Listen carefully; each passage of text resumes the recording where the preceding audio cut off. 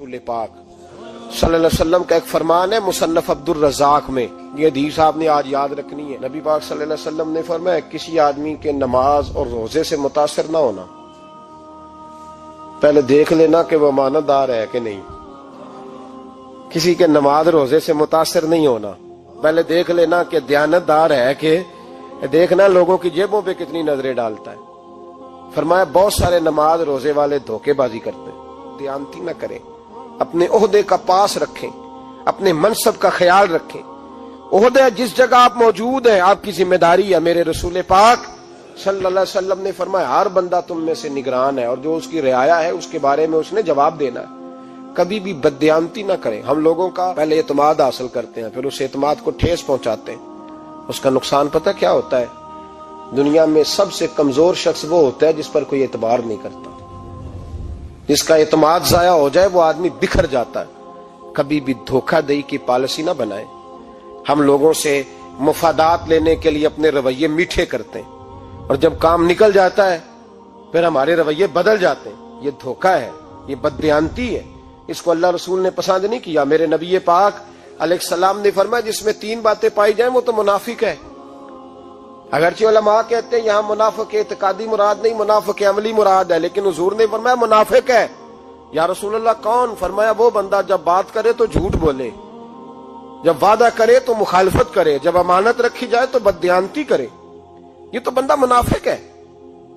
हजरत अबू नूर अलैहिर्रहमान ने लिखा है, फरमाते हैं महमूद गजनवी का दौर था तो एक आदमी महमूद गजनवी के पास ना अपना केस लेके आया, मुद्दई बन के आया। उसने कहा बादशाह मेरा केस बड़ा निराला है। बादशाह सलामत ने कहा वो किस तरह? कहने लगा ये मेरे पास एक थैली है, मैं ना सफर पे जाने लगा तो ये थैली पूरी हीरों की भरी हुई। फलां इलाके के जो काजी साहब है ना, मैं जाती दफा मैं कहीं सफर पे जा रहा था तो मैं उनके पास छोड़ गया कि रास्ता लंबा है, कहीं कोई मुझसे छीन ना ले, हीरों की भरी हुई थी। कुछ दिनों के बाद मैं वापस आया हूं, काजी साहब ने मुझे थैली वापस की है तो इसमें हीरों की बजाय खोटे सिक्के निकले। अब मैंने काजी साहब से कहा है तो काजी साहब तो मेरे गिरेबान तक आते हैं, वो कहते हैं बता कहीं से फटी है, खुली है? वो जिस तरह टांके लगा के तूने सी थी उसी तरह लगे हुए हैं कि नहीं? तो हुजूर लगे भी बिल्कुल उसी तरह है, ना फटी है ना खुली है। अब मैं लुट गया हूं, मेरी कुल उम्र की कमाई जाया हो गई, खोटे सिक्के कहां और हीरे कहां? तो मेहरबानी करें और आप की बारगाह में अल्लाह रसूल के नाम पर हलफ देता हूं कि मैं हूं बिल्कुल सच्चा। महमूद गजनवी कहने लगे तू जा, थैली छोड़ जा और जब मैं तुझे बुलाऊंगा फिर दोबारा आना। वो शख्स चला गया। महमूद गजनवी उठे, दरबार बर्खास्त किया, लोगों से कहने लगे चले जाओ, मैं 3 दिन के लिए सैर करने जा रहा हूं, 3 दिन के बाद लौटूंगा। अकेले जब रह गए ना महमूद दरबार में तो महबूब ने छुरी मंगाई। वो जिस तख्त पे बैठते थे वहां गद्दा बिछा हुआ था, ये गद्दा पड़ा है ना, वो गद्दा बिछा हुआ था। महमूद ने छुरी के साथ उसको फाड़ डाला और छुरी जेब में रखी निकल गए। कहने लगे मेरे बाद कोई मेरे दरबार वाले इहाते में दाखिल ना हो। महमूद चले गए।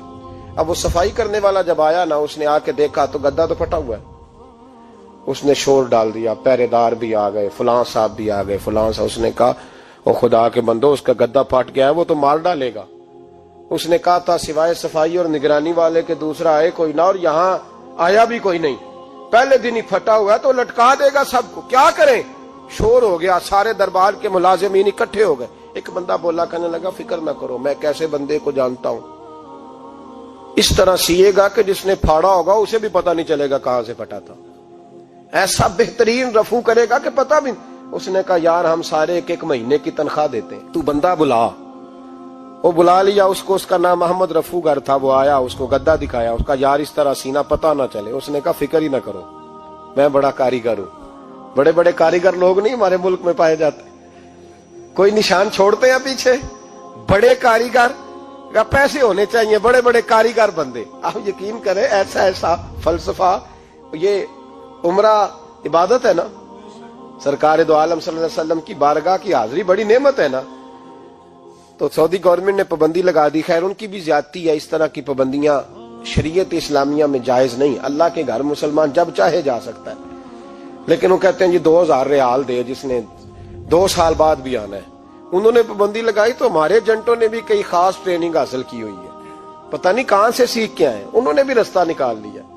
ایک صاحب سے میں نے کہا کہ جناب وہ 2000 ریال لگ گیا تو کیا کرنا ہے؟ کہنے کوئی مسئلہ نہیں، پاسپورٹ نواں بنوا لو، گنجائش ہے، یعنی ہر شے کا حل ہے۔ تو میں نے کہا یار اب عمرہ کرنے جاتے وقت بھی بندہ دھوکہ دے کے جائے، اللہ کے گھر جاتے وقت بھی اس طرح کی حرکت کرے، کیا حال ہو گیا؟ ہر چیز کا لوگوں نے حل نکال لیا، ہر چیز کا لوگوں نے سٹائل بنا لی۔ ایسا نہ کریں، یہ درست نہیں۔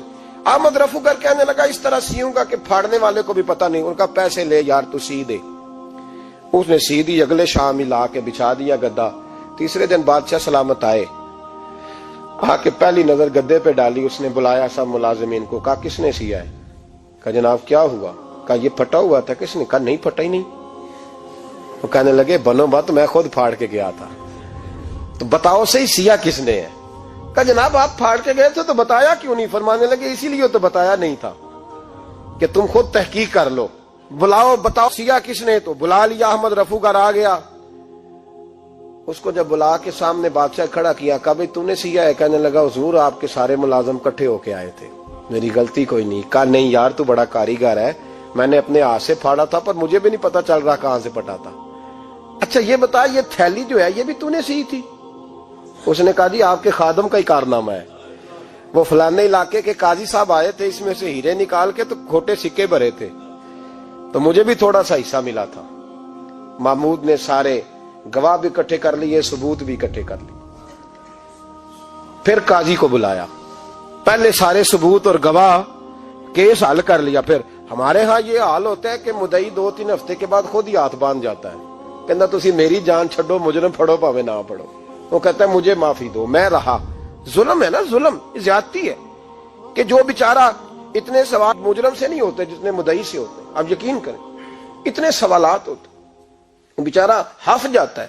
یہ طریقہ درست تو نہیں، ایک لٹ گیا اور دوسرا طرح طرح کے سوالوں کے جواب دیتا پھرے بیچارہ۔ سارے ثبوت اکٹھے کر کے قاضی صاحب کو بلایا، تنہائی میں لے جا کے محمود غزنوی نے کہا قاضی صاحب آپ سے غلطی ہو گئی، غریب آدمی تھا، وہ لٹ گیا ہے، اس نے تو بڑی مشکل سے کچھ ہیرے جمع کیے تھے اور اس کی کل کائنات تھی، تو آپ اس کا مال اسے دے دیں، بات ختم۔ قاضی صاحب کہنے لگے آپ مجھ پہ الزام لگا رہے ہیں، سوال ہی نہیں پیدا ہوتا۔ آپ میری داڑھی دیکھیں، آپ میرا اعزاز دیکھیں، دنیا جانتی ہے میں اس کا۔ قاضی صاحب انسان بھول ہی جاتا ہے، بندہ بھول جاتا ہے، غلطی ہوگی، مال نے کہا نہیں سب۔ کہا میں تنہائی میں پوچھ رہا ہوں، میں اس وقت پوچھ رہا ہوں جب دوسرا موجود کوئی نہیں، آج توبہ کر لے، میں کچھ نہیں کہوں گا، تو میری زبان پہ اعتبار کر، تجھے پتا ہے میں جو کہتا ہوں اس پہ عمل بھی کرتا ہوں، باز آ جا۔ پر قاضی نے کہا نہیں میری غلطی کوئی نہیں۔ محمود نے پھر بڑے دربار میں بلا لیا، مجمع عام میں۔ مہلت کے دنوں میں جو توبہ کر لے وہ بچ جاتے ہیں، لیکن لوگ رسوائیوں کے دنوں میں پھر واپس لوٹتے ہیں اگلا گھر دیکھ کے، پھر حالات اور طرح کے ہو چکے ہوتے ہیں۔ جب بڑے دربار میں قاضی کو بلایا، بھائی تو مانتا ہے کہ نہیں؟ اس نے کہا نہیں۔ تو کہا بلاؤ احمد رفوگر کو۔ جب احمد رفوگر آیا تو بوڑھے قاضی کی ٹانگیں کانپنے لگی، جملے ٹوٹنے لگے، لفظ زمین پر گرنے لگے، بات صحیح نہیں ہوتی، زبان لڑکھڑانے لگی۔ محمود کہنے لگے قاضی میں نے تجھے کہا تھا وہاں مان جا بات، اب بڑے دربار میں بول۔ تو جب قاضی صاحب کی گردن خود بخود جھک گئی تو دنیا سمجھ گئی، کہا نکل جا میرے دربار سے۔ محمود بولے نکل جا، اتنی تجھے عزت دی، اتنی بڑی تنخواہ دی، قاضی بنایا، اور یہ چھوٹی سی رقم کے لیے، تھوڑی سی رقم کے لیے تو بددیانت ہو گیا، چل چلا جا، نکل۔ قاضی دربار سے نکلا تو لوگ لعنتیں برسانے لگے۔ کل جو دکانیں چھوڑ کے سلوٹ کرنے آتے تھے وہ کہنے لگے اس کی عمر دیکھو، اس کے کام دیکھو، دیکھو اس نے کیا کیا۔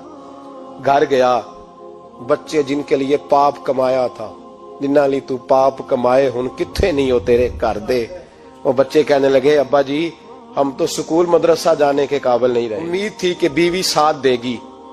وہ کہنے لگی میں میکے کیسے جاؤں گی، گلی کی عورتیں طرح طرح کی باتیں بناتی ہیں۔ اور بھائی کامیابیوں کے بڑے سربراہ ہوتے ہیں، کوئی کامیاب ہو جائے تو سارے کہتے ہیں میری سپورٹ سے ہوا ہے، ناکامیاں ہمیشہ یتیم ہوتی ہیں، ناکامیوں کا کوئی سربراہ نہیں ہوتا۔ جب تک تو قاضی تھا تو بڑے بات تھی، ہر بندہ کہتا تھا رشتہ دار ہے، رسوائی ہو گئی تو وہ تیری آنکھ ہو یا سنگ ملامت کی چبھن، کون پہنچا ہے میرے درد کی گہرائی تک، دور شہرت میں تو یاروں نے کیا یاد بہت، ساتھ آیا نہ کوئی کوچے رسوائی تک۔ اور میاں صاحب کہنے لگے ساری عمر ہی آٹا گد ہے، میں لکھاں کیتے نہیں پیڑے، اب وقت آیا ہی تے محمد بخشا کوئی نہیں ہوں بیٹھا نیڑے، حالات ہی بدل گئے۔ قاضی خاموشی سے اندر چلا گیا، اپنی رسوائی سمیٹ کے بستر پہ لیٹا، نہ روٹی کی بھوک لگی، نہ پانی کی پیاس لگی، نہ نیند آئی، ساری رات تڑپتا رہا۔ سویرے گھر والوں نے دروازہ کھولا تو روح پرواز کر گئی تھی، دنیا چھوڑ گیا۔ حضرت ابو نور علیہ رحمہ بولے، فرمانے لگے یاد رکھو کبھی بددیانتی نہ کرنا، کبھی۔ یہ تو محمود غزنوی کی عدالت تھی، قیامت میں رب کریم کی عدالت لگے گی۔ اور فرمایا وہاں تو گواہی دینے والا احمد رفو گر تھا، قیامت میں تو تمہارے اپنے ہاتھ پیر گواہیاں دیں گے، ہمارا اپنا وجود گواہی دے گا۔ اور فرمایا یہاں تو لانتے دنیا دار برساتے تھے، وہاں فرشتے ہوں گے۔ اور قاضی کو تو موت آ گئی تھی، قیامت میں تو دوبارہ موت بھی کوئی نہیں آئے گی، وہاں تو رہنا ہے اور سہنا ہے۔ بددیانتی معاشرے میں، اتنی بددیانتی ہر جگہ۔ اس معاشرے کا بھی کچھ بنے گا جہاں دوائی بھی خالص نہ ملے، جہاں دوائی میں بھی بددیانتی ہو۔ لوگ اپنے بچے کو آکسفورڈ یونیورسٹی میں پڑھانے کے لیے غریبوں کے بچوں کے رگوں میں جو دوائی اتارے وہ بھی 2 نمبر۔ اتنا بڑا بھی کوئی بددیانت معاشرہ ہوتا ہے کہ لوگ یہاں تک دھندا کریں، یہاں تک کہ لوگ لوگوں کی زندگیوں سے کھیل جائیں اور ہمیں احساس تک نہ ہو کہ کوئی مر جائے گا، کوئی ڈوب جائے گا، کیا بنے گا۔ اور جس نے وہ اپنی رجسٹر کی دوائی کی، اس نے 2-4 لاکھ روپیہ لیا اور اس نے یہ نہیں سوچا کتنے انسان میری وجہ سے مریں گے۔ قتل صرف یہ تو نہیں ہوتا گولی مار کے مار دینا، لوگوں کی زندگیوں سے لوگ کھیل جاتے ہیں، لوگ تباہی کر جاتے ہیں، لیکن بددیانتی سے باز نہیں آتے۔ میرے رسول پاک علیہ السلام کے غلاموں، نبی پاک صلی اللہ علیہ وسلم نے ذرا سی بددیانتی، اور صحابہ کا یہ مزاج تھا، اتنی سی بھی کبھی ان سے غلطی ہوتی تو تڑپ جاتے۔